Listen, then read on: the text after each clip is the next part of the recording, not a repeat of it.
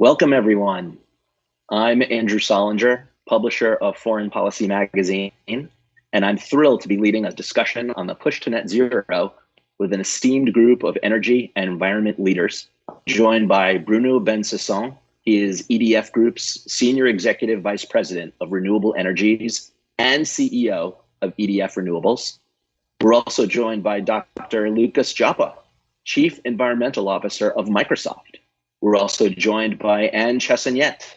Anne is the Chief Sustainability Officer of ENGIE, the French energy company, and Brad Bow, co-founder and chairman of Lime, the urban mobility company. To kick things off, we have a keynote from Bruno, and I'd like to hand it over to Bruno.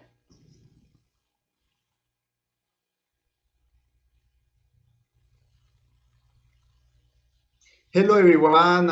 Very happy to be with you today. And thank you very much to the Abu Dhabi authorities for giving me the opportunity to discuss with you for this session. First of all, I want to wish you an excellent 2021 years.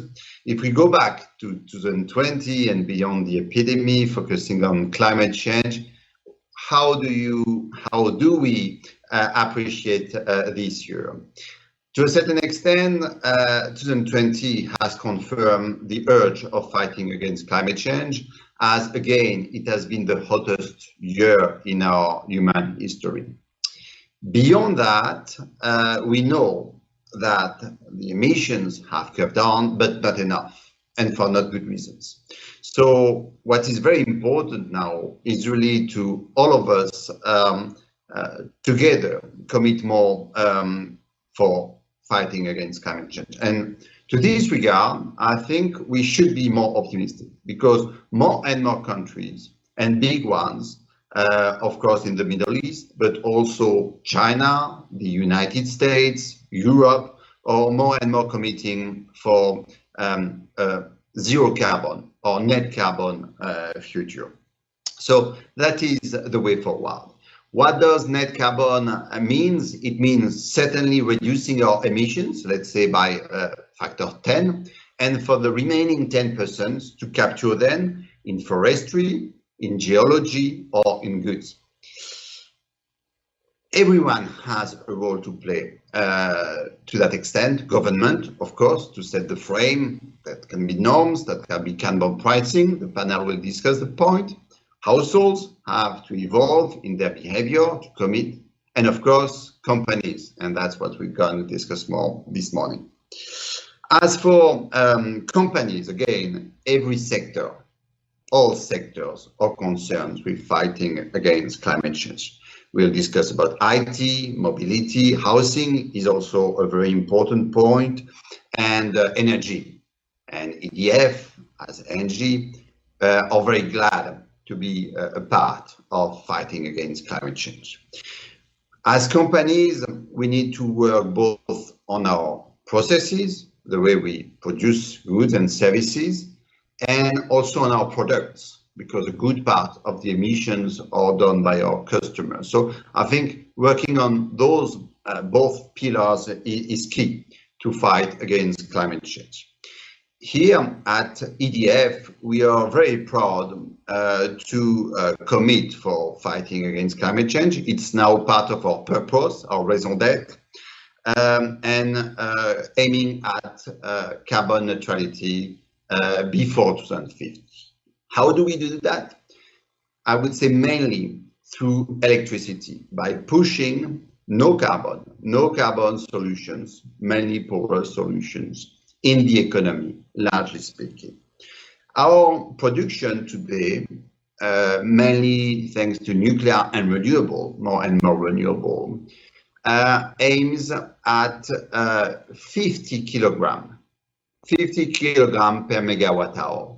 So 5 times to 10 times less than the average heating or powering solution system. So we have the solution. We have the solution, and it's more and more competitive. Both nuclear and now renewable are competitive. And if we go closer, in Abu Dhabi, we are very glad that in 2020, we have been awarded for a new project, very large one, 2,000 megawatt solar project in Al Dhafra for a very competitive power prices that we will now build. A little bit further south in Saudi Arabia, we are also in 2020 building first very large wind farm by 400 megawatt in the area. So those solutions, they exist and they are now competitive.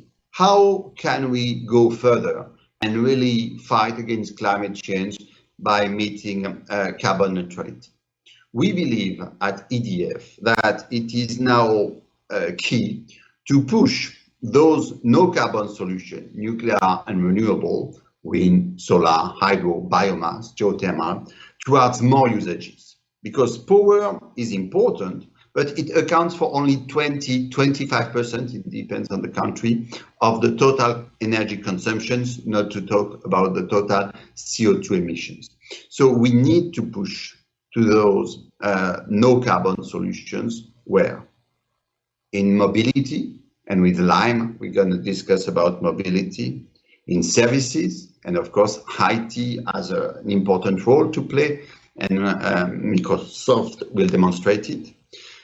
Also, in housing and in industry, which are key sector for emissions and reducing the emissions. Sometimes it will take the form of power, possibly power with batteries. Sometimes it will take some more sophisticated or different forms through hydrogen, or even more complex molecules associating hydrogen and carbon. But what is very important is no fossil.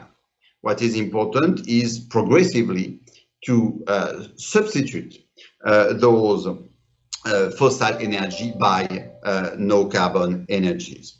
So I think we have now a good political will. We can see in all countries, in many companies, some innovation to push the price and the cost of those solutions low and to get them adapted by our customers. So I am reasonably optimistic that we're going to manage, but we need to go faster. And I think it would be a good point for the panel to discuss how we could go faster in our respective fields. So I wish you to conclude this introduction, an excellent panel, and above all, an excellent 2021 year. Thank you very much. Have a good panel. Enjoy it. Bye-bye.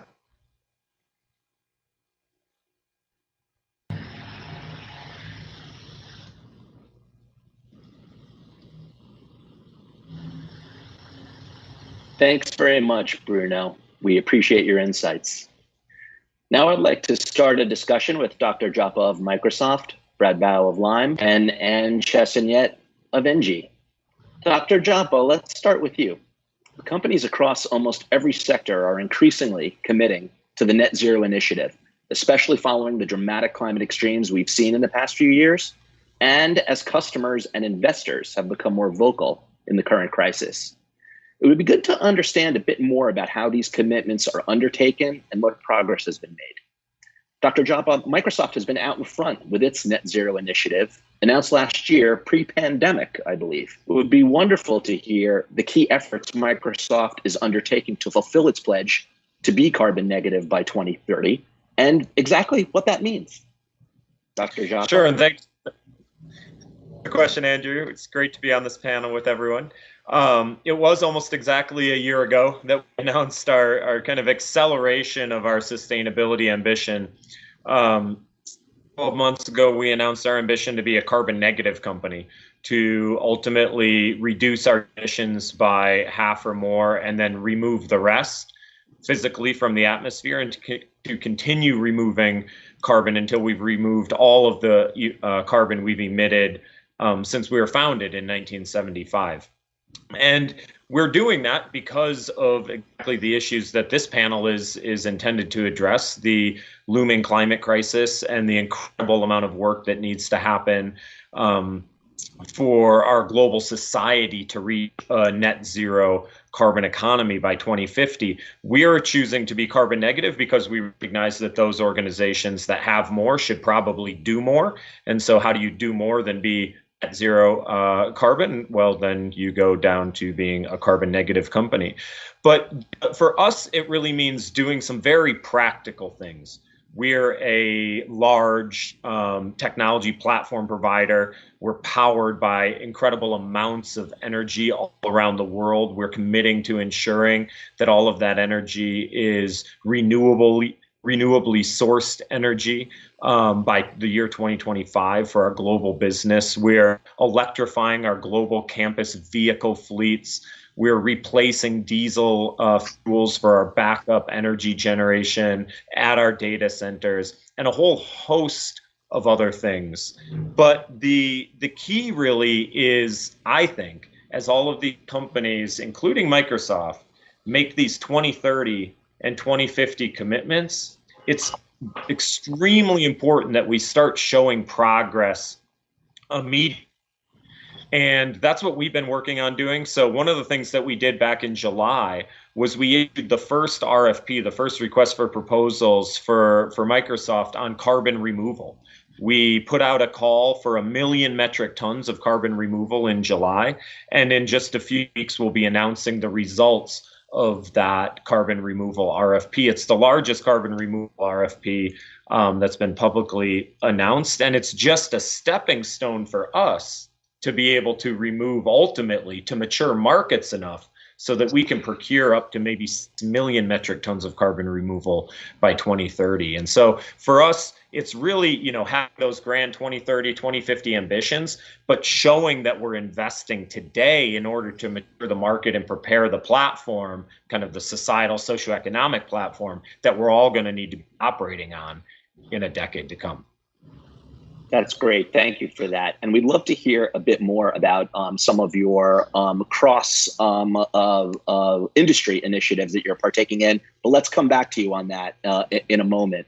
I'd now like to turn to you, Anne, and ENGIE, and learn a little bit about the work that you're doing. So deep decarbonization is achievable at reasonable costs if we reshape key sectors in the global economy.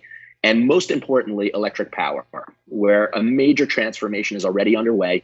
Low emission technologies are quickly becoming more widespread, and the right policy interventions in particular in wind and solar and nuclear, among other technologies, really could soon make power grids far less dependent on conventional fossil fuels, radically reducing emissions in the process.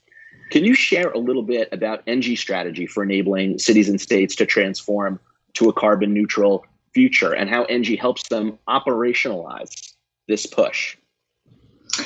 Thank you, Andrew. Thank you for inviting me on this panel. Hello, everybody.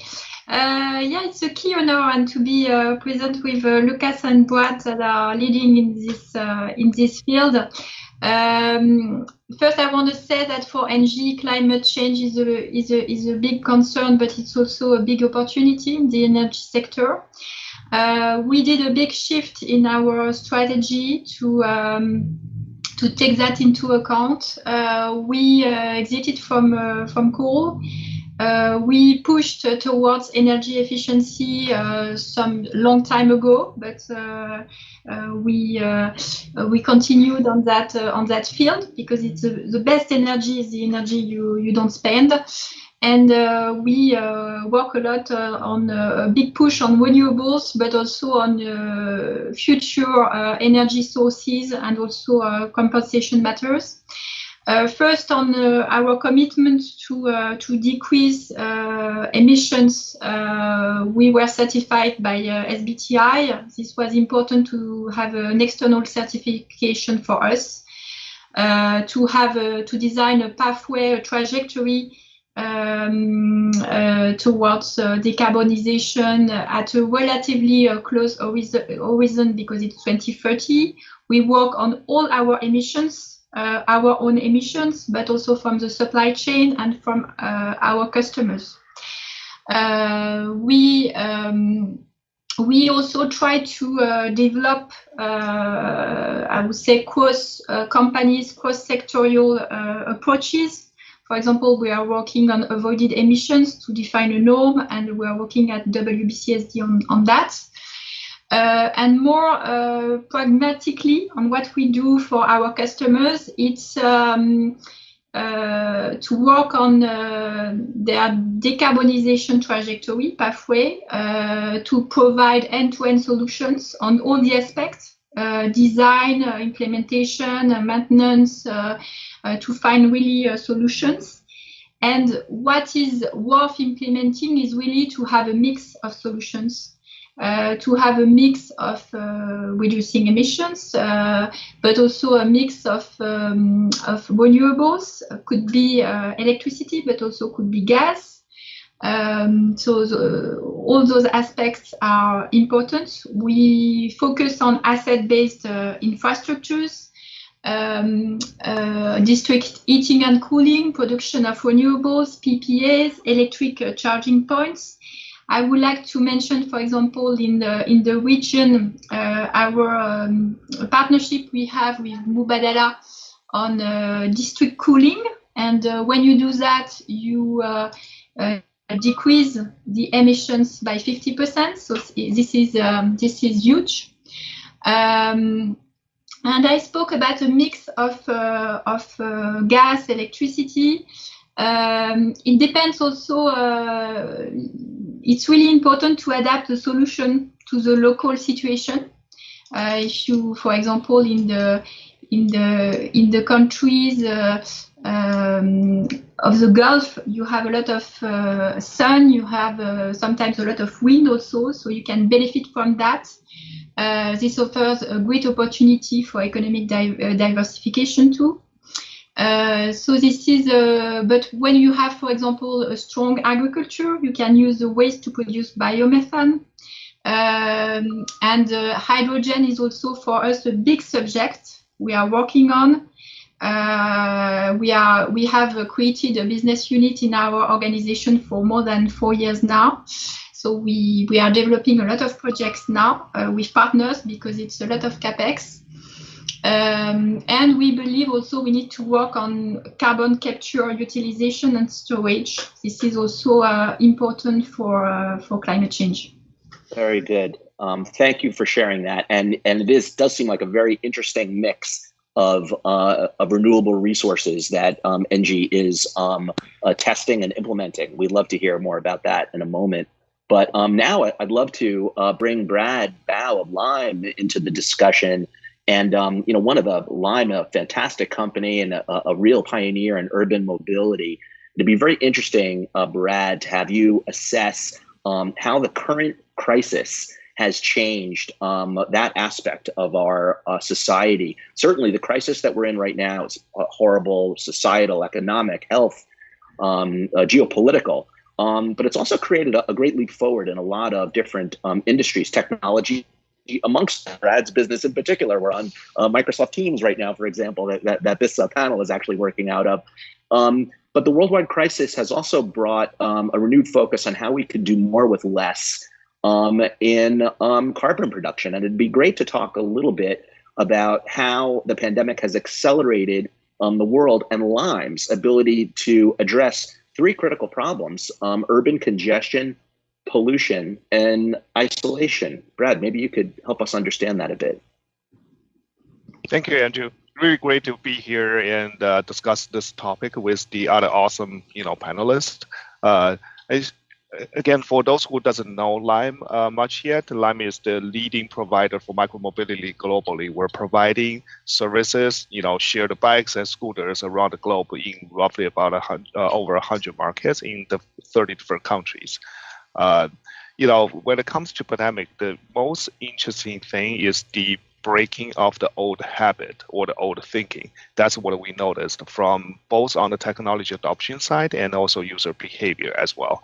On the technology side, we've been adopting, remote diagnostic and automations, things like this, and of course the renewable energies. On the behavior side, that's the most interesting thing. When pandemic gets started, we were providing the services for only the healthcare providers and the first responders. And very soon that the user and the cities realize that micromobility is the safest way to travel around without being confined in a contained environment with others. So a lot of users started to give a try, and they came for the safety reasons, but they stayed. And by realizing micromobility is more than that, it consumes much less energy. There's no pollution come with it. There's no noise, reduce of traffic and congestions. And apparently that get user from A to B not only faster, but also cheaper as well.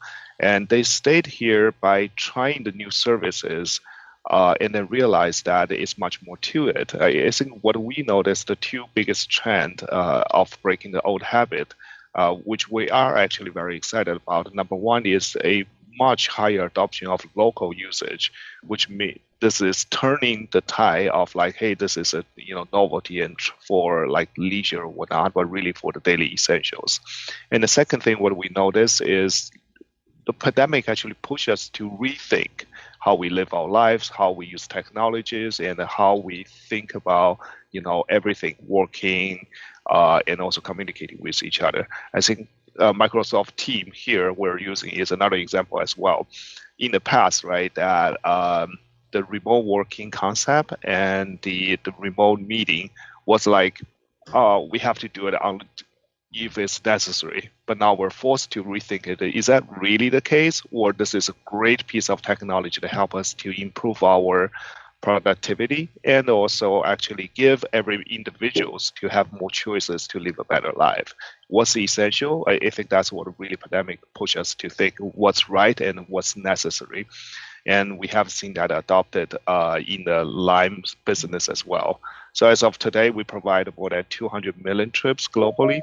And on average, 1 out of 4 trips is replacing a car trip. And that's the equivalent of 50 million car trips. If you round them all up, right, it will be wrapping the Earth around for roughly about 6.5 times. We're very happy for what we have achieved so far, but in the meantime, that alternative transportation is still only 1% of the total traffic, and we are far away from the potential. I don't think there's any reason that alternative transportation cannot be like 40-50% of the total urban traffic, which will significantly reduce the carbon emission and the traffic as well. And hopefully by going through this pandemic, which none of us want to, but there is a movement for people to join the course to really rethink. Do we really necessary to fall back on the gas-powered cars, or there are many of the use cases that actually we can use an alternative? Quite right, and I think it's very early to talk about silver linings in this pandemic, and we were all just lamenting before we got on this call live our miss of how much we miss international travel. But clearly, it's provided us an opportunity to rethink how we use all the tools that we've used previously and make more sense of them. So you make some fantastic points there, Brad. Thank you for sharing. Dr. Japa, I wanted to come back to you and talk a little bit about how Microsoft is working across industries on the Net Zero initiative. And you've actually helped to create a new organization with multiple corporate members called Transform to Net Zero. Can you tell us a little bit about that? What is Transform to Net Zero? Who are the members? What are its goals? Transform to Net Zero is a pretty simple thing, actually. It was something that we started talking about very quickly after we launched our carbon negative plans. And it really is a recognition that if the offs of the world go and achieve, commit to these grand goals and achieve them, but we don't do it in a way that helps others make the same type of progress, it's not really a victory for us, and it's definitely not a victory for society. And one of the things that holds businesses back from making advances on their sustainability journey is that they don't necessarily have the resources. You can almost think of it as the R&D resources on sustainability, because sustainability is so new for so many companies. So what we decided to do was to help look across sectors and look at some of the leading organizations, that you can think of: Nike and Starbucks and Danone and Nature & Company, Unilever. These companies that have been investing basically in their kind of sustainability R&D budgets for a long time.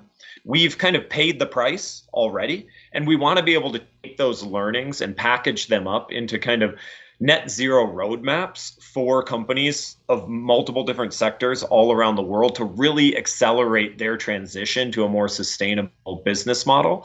And so that's the work that's undergoing. We're actively meeting every month, putting together these resources so that we can start sharing them more broadly across the public sector or the private sector. We don't want everyone else to have to make the mistakes that we've had to make over the past 10 years to reach the types of success that we've had.